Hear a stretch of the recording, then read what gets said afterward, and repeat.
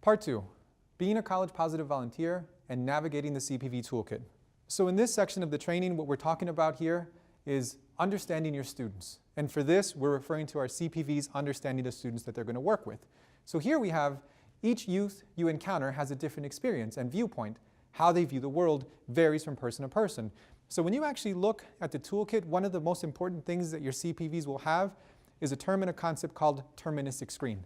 And that's very important for them to understand. And really what that means is that people tend to view the world and interpret the world from very different perspectives. And these perspectives are influenced and impacted by their social class, their race, their gender, their sexuality, their level of education. All of these things impact how they view and interpret the world around us. Now, why is this important for our CPVs? Because they must understand that the students they work with may potentially view the world and interpret the world in a very different manner than what they're accustomed to. Many youth are categorized as at risk. Now, this is one of those things that is also very important to stress to your CPVs. Very commonly do we hear people talk about at-risk students. Well, unfortunately, what people tend to do is they clump them together as a homogeneous group. And that is not the case, ladies and gentlemen. At-risk students are extraordinarily diverse, and CPVs must understand this. So what I'm referring to here is the one thing that at-risk students have in common is that they are at risk of dropping out of school. But they're at risk for a variety of different reasons. I'll give you some examples.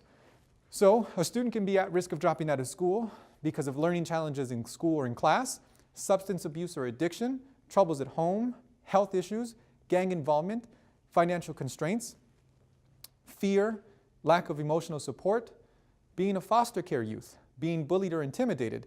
They're extraordinarily diverse, and this is something that you want CPVs to understand when they're talking about referring to or interacting with students who are at risk of dropping out of school. So when you're working with your CPVs, what you want to remind them is that they are college resources, not experts. Again, I can't stress this enough. So here's what CPVs do.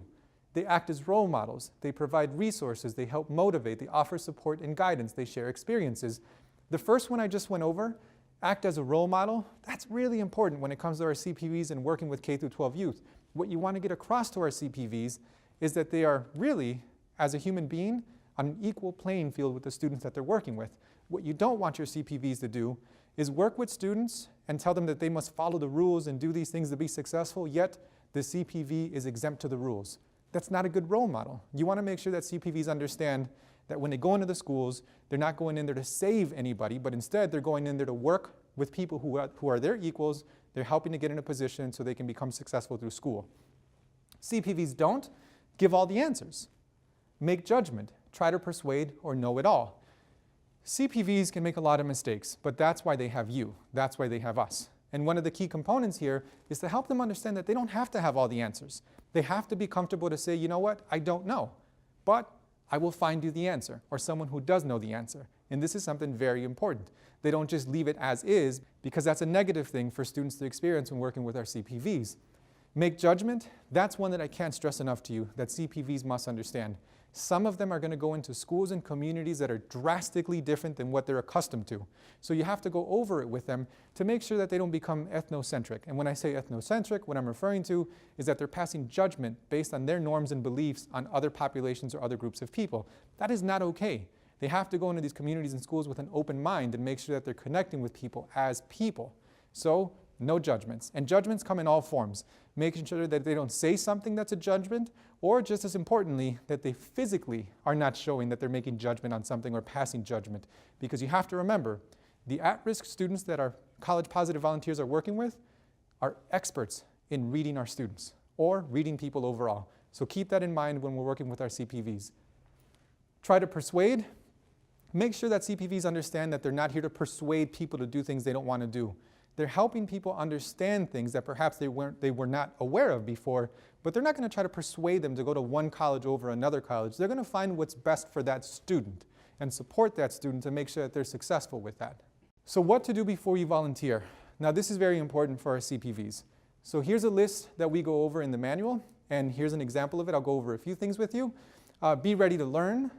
Be culturally sensitive. That I can't stress enough, be culturally sensitive. Again, we're talking about diversity here. And some of our students may not be accustomed to diversity. And you have to keep this in mind, ladies and gentlemen, because we currently live in a society where we're more segregated than we've ever been. in what's called de jure segregation or self-segregation. And that's extremely important to remember because a lot of our students will not have those personal experiences working with populations that are drastically different than them. So this is something you have to prepare them for so they go in, they're comfortable, and they're ultimately successful with who they are serving. Be supportive, be flexible. Our CPVs must understand they have to be flexible. I can't stress that enough. We are giving them a fantastic foundation, a great structure, but they're going to be in the trenches, in that daily grind, in the applied world. And in the applied world, you must remain flexible to be successful. And this is something our CPVs must understand. Be authentic and real. I cannot stress that enough. That's number one. They must be authentic and real. If our CPVs go into schools trying to be someone they're not, the students will pick up on it right away, and they will have a negative impact, and they will not be able to connect. We must stress it to our CPVs that they have to be authentic, they have to be real. And that means being themselves, not trying to become someone they're not. If they try to do that, it'll start off on the wrong foot, and we can fail with the students we're trying to serve. Be consistent, be professional, be a positive role model, exercise caution. And exercise caution is also very important. What you have to keep in mind is our CPVs must be aware of how incredibly powerful and influential they are. And this is something they can't take lightly because small comments that they make, to them they may be small comments, they have tremendous impact on the students that they're serving. So this is extraordinarily important. And follow up. There's a couple of things that our students at the K-12 system that they're not accustomed to at times, especially the at-risk students, and that's follow-up, consistency. And that's what our CPVs can offer them, is that follow-up, that consistency. They don't just tell them something and forget about them. They tell them something, they follow up with them, and they stay consistent with them over time. And this is something that we must stress that our CPVs do and that we ourselves do when serving our CPVs. Because remember, we expect this from our CPVs, but the trainer himself or herself must also expect this of themselves as well. So connecting with students. Very often I'm asked, what's the first thing a CPV has to do when working with the K-12 youth? And the first step that they take before they can ever help anyone is making sure they connect with students. That's the first step before they can ever help any of the students. So when I say connecting with students, here are some examples. Provide a clear explanation of why you are working with the students. A lot of the time CPVs make this mistake where they simply go into the school and they're assigned to do something and they don't really take the time to explain, making the assumption that perhaps someone else explained to the student what's going on. This is something we can't let CPVs do. We have to make sure they understand that wherever they go, whoever they work with, they take the time to break down why they are there and how they're going to help the students they're working with. Ask questions that are comfortable for you and the students. If CPVs are not careful, they'll be caught in a situation where all they're doing is talking about themselves, sharing about themselves, but never really truly getting to know the student that they're serving. So they must ask questions that they're comfortable with, small questions at first, simple questions at first that perhaps they're comfortable with, like, where are you from? Do you have any pets? Those are simple questions that are not very intrusive. But as they gain more and more confidence and comfort, they can expand on the kind of questions they ask and really begin to connect with students. Share about yourself. Don't give up if the student doesn't seem interested. That's very common. When our students go in to work with at-risk students or diverse students overall, sometimes students show that they're not interested, and they purposely show that. You have to keep something in mind. It's the students who push us away the most who are the ones that need us the most. And that's something you have to get across to your CPVs. And if you don't, they may give up on the first try when one of the students resists them. So let them know that this is normal and it's okay, but that's why they're going through this type of training. And not only do they have you as a resource, but they have each other as a resource as well. Choose topics that are relevant to the students. You have to keep that in mind when interacting with a high school, middle school, or elementary school students, that it's about relevancy for them. If it's not relevant to them, they're not going to be connected to what the CPVs are talking about. So relevancy is very important and something you have to stress to your CPVs to be prepared to focus on when working with the youth. Be willing and eager to learn from the students. Now, ladies and gentlemen, you have to keep this in mind. The learning process is a two-way street. CPV teaches student, student learns. Student teaches CPV, CPV learns. It's a two-way street, ladies and gentlemen. If it's one-dimensional in one way, then it's not a successful way for people to work together. And to show students that you're working with, or at least the CPVs are working with, that you're learning from them will truly make them feel empowered because we can learn so much from the students that we're going to be serving. Now, frequently asked questions, and when I say frequently asked questions, these are questions that we typically get from the youth that we're working with here. So CPVs will get these type of questions that I really want you to focus on to bring up with them when you're interacting and training them. So here's one, for example, what are professors like? That's a very common question I've gotten from middle school students and high school students from around the country where they've said, so what's a professor like? This is what I want you to keep in mind, ladies and gentlemen. What you know, please remember, we take for granted everything it is we know to be normal. But at the end of the day, that's normal to us as the individual. Beyond our lifestyles and beyond our lives, that may not be somebody else's norm.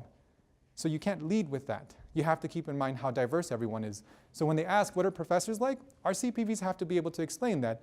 And there's no better expert on what are professors like than our college students, to be able to share their own experiences of what type of professors they had over the years, which will be very empowering to the students that they're working with. What do you mean by college? What is it like? I mean, these are very common questions that we have.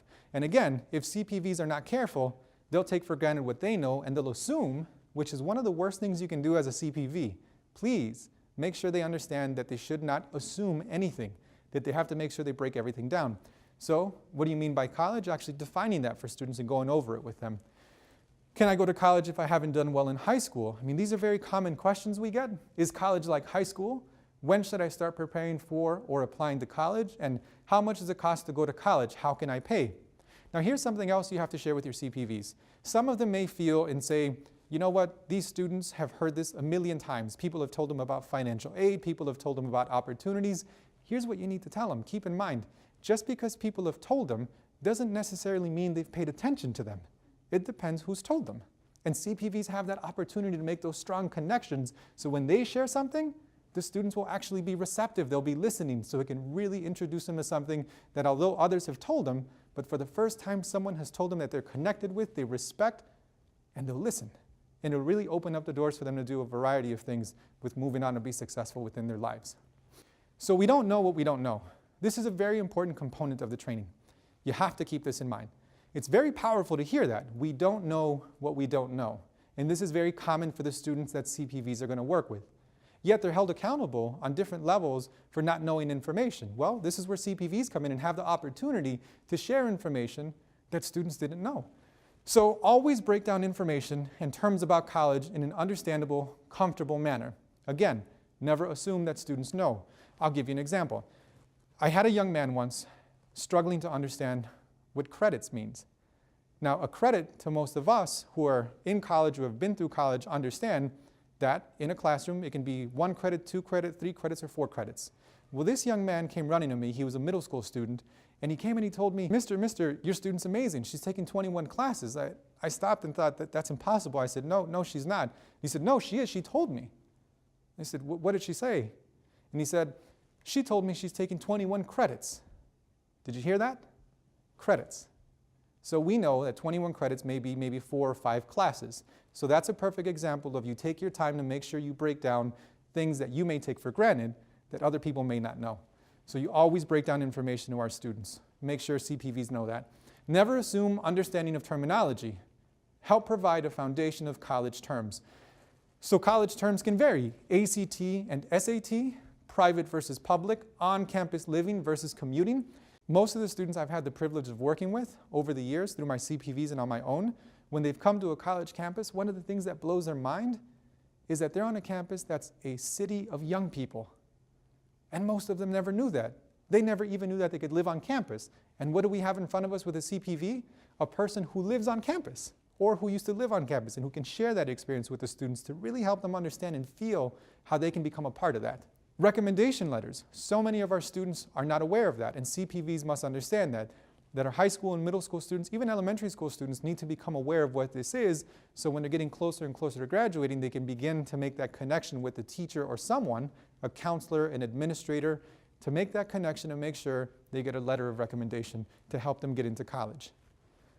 2-year and 4-year, students need to understand the difference between a community college and a university. This is one of the biggest things I make sure my CPVs stress, that a 2-year college is not a step down by any means. It's a process. I myself went to community college first before I moved on to a four-year institution. So this is something that we tell students. If you're more comfortable going there, then we support that. Or if you're more comfortable going to a university, then we support that as well. Ultimately, the CPVs always keep in mind it's what's best for the student, their comfort level, in order for them to be successful. What is the best fit for the student? That's a question that the CPV must ask when helping someone else. Majors and minors is something they must explain as well to students. Financial aid and FAFSA, and what is a degree? What is a major? These are things that our students are not aware of a lot of times.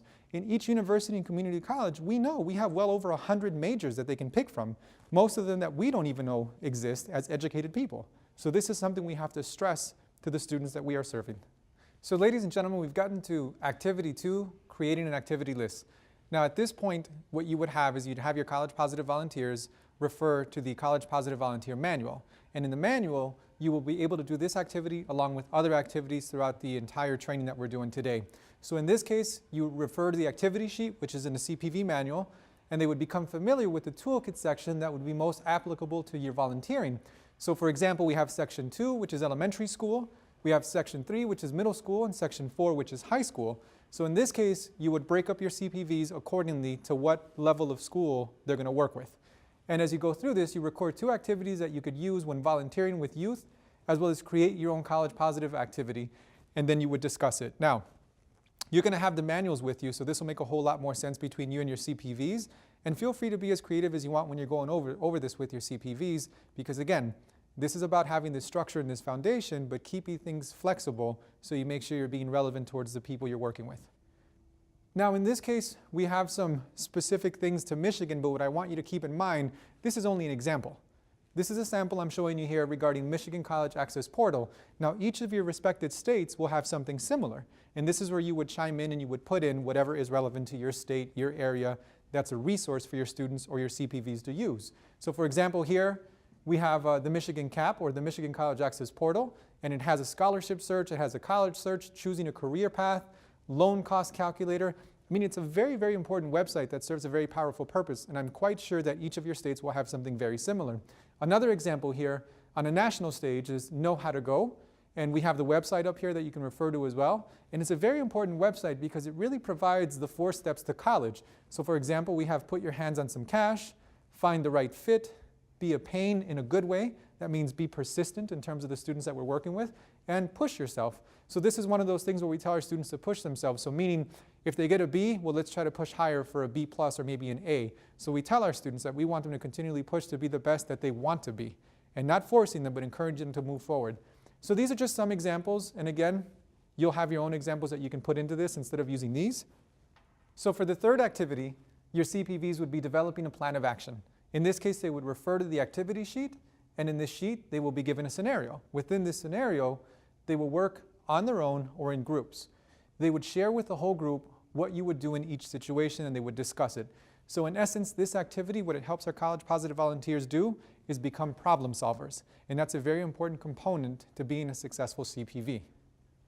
Part 3, paying for college. So the CPV's job, educate the K-12 youth on the possible ways to fund a college education, to direct the youth and their parents to resources they can use to consider options for paying for college. Again, this is another example that CPVs cannot take for granted. They're really trying to not only empower the student themselves, but they want to share this information in a manner that's accessible to the students so they understand it and they can take it home and share it with their parents. Because a lot of the times the students that we serve and have the opportunity to work with may have parents who don't have a college degree or any college experience, and it's very important to CPVs to get this across in a manner that's informative yet accessible to our students to share with their families. Ways to pay for college? Well, that's a variety of ways here. We have, for example, family and personal savings. And when I say family and personal savings, I want to stress that very few people in the country can pay out of pocket to go to college. That it's most common that most college students have some sort of financial aid. And that's very important to stress to the CPVs to get across to the students. Working and paying as you go. This is another great example that a lot of the CPVs do themselves. They work at the university or the community college. So not only are they going to school, but they're also working as well. And what you want to stress to the CPVs is that they really get across to the students that they're working with that college, when it comes to paying for it and going to school, is about finding a balance. You find that balance to be able to not only go to school and work, but to find time to do your work and also find time to have fun. And you have that balance to not only have a great experience in college, pay for college, but be successful in college, which is our ultimate goal.